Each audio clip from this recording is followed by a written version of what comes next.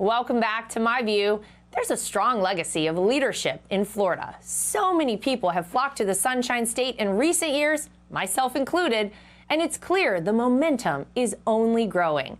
Congressman Byron Donalds wants to be a part of that. Looking beyond his success in Washington, Congressman Donalds is running for governor in hopes of making Florida the example for education, investment, and so much more. Watch. Well, Congressman Byron Donalds, thank you so much for sitting down with us. I just want to start kind of learning a little bit about you. You grew up in Brooklyn, New York, a place that is very blue, and yet I'm sitting across from a Republican congressman. How did that happen? That's a great question, actually. You know, we didn't really care much about politics growing up in my house. We were all registered Democrats, like my entire family was. And it really wasn't until, when I was 30, during the financial collapse of 2008, that I started paying attention to politics. The full story is I was trying to do research for my insurance company. They ordered me to do it because we had a client that was international, was concerned. And so a part of the research that I was doing, one of the things I did was turn on the House Financial Services Committee here in Congress. Oh. I've never watched a congressional committee in my life. I didn't care about politics. And frankly, I just got pissed off because the members were talking about our economy and they didn't know what they were talking about. And so I knew what was happening in the economy and why it was failing at the time. And I never got those answers from Capitol Hill. Is that what encouraged you ultimately to get into politics? Because I don't have to tell you, it is a tough business. It is not for the faint of heart, not for the thin skin. Is that what kind of spurred your interest in politics? I started reading about political philosophy, and I got kind of on that train by this guy named Mark Levin, who's one of your compatriots on Saturday evening. And I started reading about the framers of our Constitution, John Locke, Montesquieu. And so as I started reading these things, I realized that I was actually quite conservative. You were also raised by a single mother. How did that impact your life and who you became? My mom is a grinder, hard worker, no excuses. For her, education was everything. She was a school choice mom before school choice was a thing. She gambled on me and my education. She didn't want to just leave me to the public schools. We struggled at times when I was at home, but for her, there was always the possibility to excel, to achieve, and to really escape the hood, escape the inner city and make something of yourself. And that was her dream for me. And I'm sure she's proud of you. We are so proud to have you represent the state of Florida. And you recently announced that you want to do more for the state of Florida. You have announced your intent to run for governor of the state of Florida. Why was now the time to do that for you? I came to Florida when I was 17 years old. I was afraid to fly at the time. We got on a Greyhound bus. Wow. From Port Authority, Midtown Manhattan, to the bus depot in Tallahassee, Florida. That's a long drive. 24 hours. Wow. Oh, trust me. So I just had my trunk full of clothes, got to Tallahassee, Florida, and everything in my life was really built in Florida. My foundation is New York, and the grinding aspects, being able to be discerning of people coming across you, that's a New York thing that's just never going away. That's a Brooklyn thing. It's the street smarts. 100%. Yeah. But I built everything in Florida. And Florida is where I matured. And Florida is where I met my wife. It's where my kids were born and they grew up. It's where I became a coach. It's where I became a youth leader. It's where I built my career. It's where I found politics. So now to come back and running to become the next governor is really about making sure that Florida, which is the best state in the country, continues to be the best state in the country. You got a pretty coveted endorsement Yeah. from President Trump, who called you a total winner in all caps, Congressman. What impact does that have? What does that mean to you to have the support of President Trump?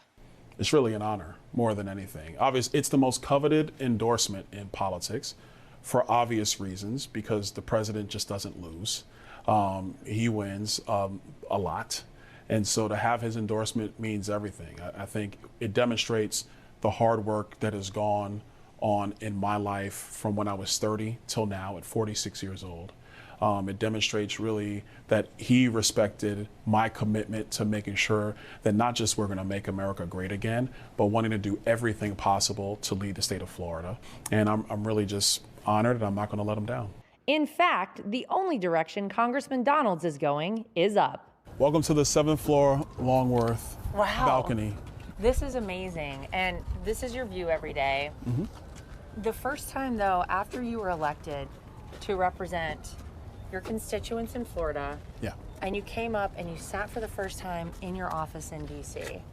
Could you believe that you were even here? I feel like that must have been an amazing moment. It was wow. Yeah. How did we get here? Yeah. Actually, we have a challenge coin in Latin.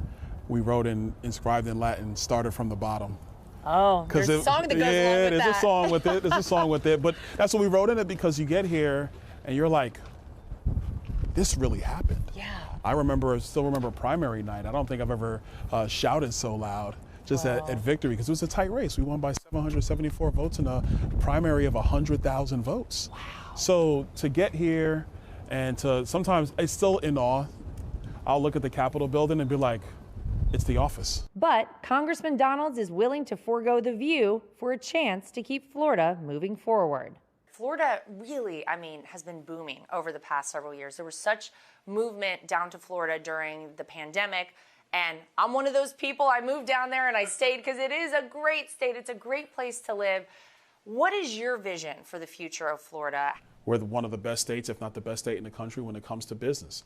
Let's take that to the next level. I believe Florida is going to be the financial capital of the world, but let's be intentional about that. I want to see a crypto exchange opened in Florida. It's about having corporations decide, you know what, we're going there because it's the best state to operate. It's the best state to incorporate in. Secondarily, insurance. We got to fix it. The prices have been going up in insurance. It's very tough. Everybody's got to be at the table about what the reforms are going to be. And then the last piece is education. Now, we lead the country when it comes to school choice. We do that now. Now it's about making sure every child becomes proficient in math and reading. Most of our kids are at grade level. I want our kids to be focused on proficiency, on mastery, so that they have the opportunity to really excel academically. That really means so much, not just for their lives and for their future families, but for the future of Florida, not just as an economic engine, but as a leader to the other 49 states of how you organize state government. You said that your mom was school choice before school choice was even a thing. That's a big deal. Absolutely. When I was in the legislature, I passed what at the time was the largest expansion in school choice. It was called the Hope Scholarship. And this is what went to kids who were being abused in public schools, beat up, abused, battery, whatever the case might be. It gave their parents an ability to find another school that sought their abilities, where they felt safe, because you can't even begin to learn if you don't feel safe. We're going to continue to fine tune it in every single way so that parents have every ability for their child to find that place. You were very complimentary of Governor DeSantis, but how would a Byron Donalds administration differ from a Ron DeSantis administration? Governor DeSantis has done a tremendous job. I think with me, it's a little different. I think, first of all, we saw some of the stuff in the legislature, and I don't really want to get too deep in it. But I think that, one, it's setting the example of how we're going to have the cordial conversations that are necessary. Number two, I think the biggest thing is you just want to take what we've done and really help other states get there.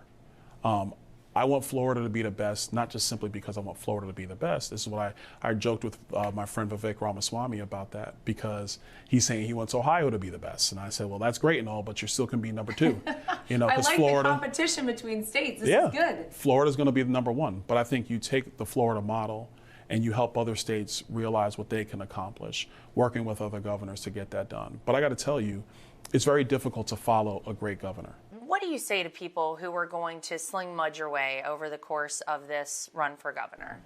The first thing is, I'm not going to be intimidated. I know what I've done wrong in my life. Like, look, when I was 17 years old, 18 years old, I was arrested for marijuana possession. I was. When I was 20 years old, I pled no contest to theft in Florida. I did that. I made a lot of mistakes when I was young.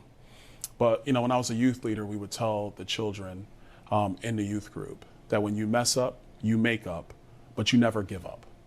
And I never gave up on myself.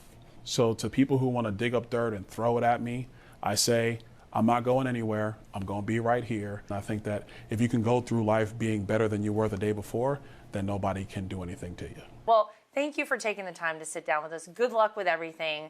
You have been a shining star in the Republican Party, and we're looking forward to see what you have in store for Florida. So thank you. Thank you.